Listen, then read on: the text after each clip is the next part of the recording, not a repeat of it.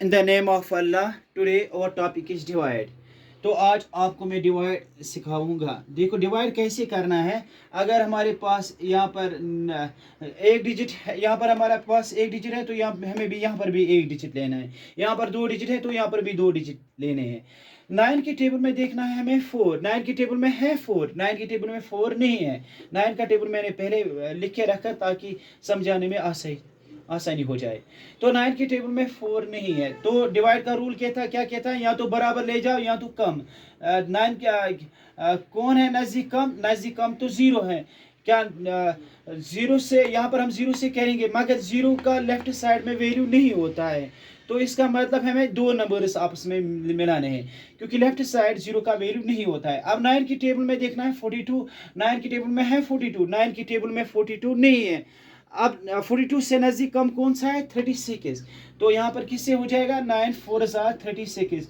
तो यहाँ पर हम माइनस करेंगे 12 में से 6 तो 6, 3 -3 दैट इज इक्वल टू 0। अब यहाँ से ऊपर से आएगा 3। अब 9 की टेबल में देखना है 63। क्या 9 की टेबल में है 63? बिल्कुल है, 9 7 63।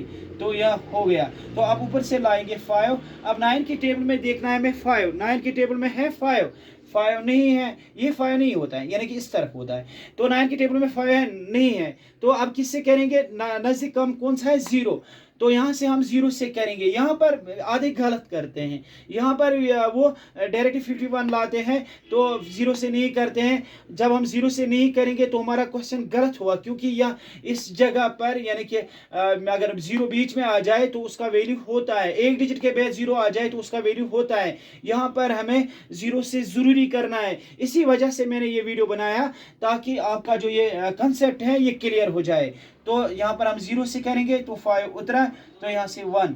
अब 9 की टेबल में देखना है 51। 9 की टेबल में है 51, 9 की टेबल में 51 नहीं है।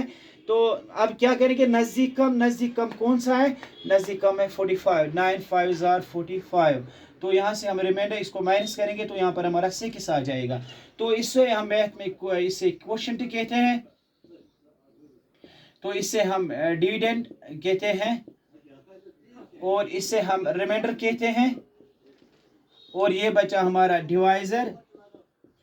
देखो आंसर रखने के बहुत सारे तरीके हैं। आज मैं आपको मिक्सर फ्रैक्शन में आंसर दिखाऊंगा, मिक्सर फ्रैक्शन में कैसे आंसर रखते हैं।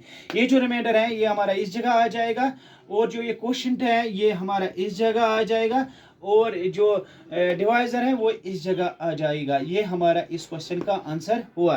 तो ध्यान में रखना, बस इसमें एक ही मुझे जो बात कहनी थी कि जब हम ऊपर से कोई नंबर लाते हैं, अगर वो उस टेबल में ना हो तो नज़दीक कम है उसका कौन सा, 9 0 0, यानी कि जैसे 0 से करना ज़रूरी है।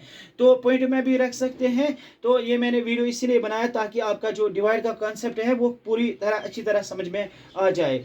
Thank you for watching my video.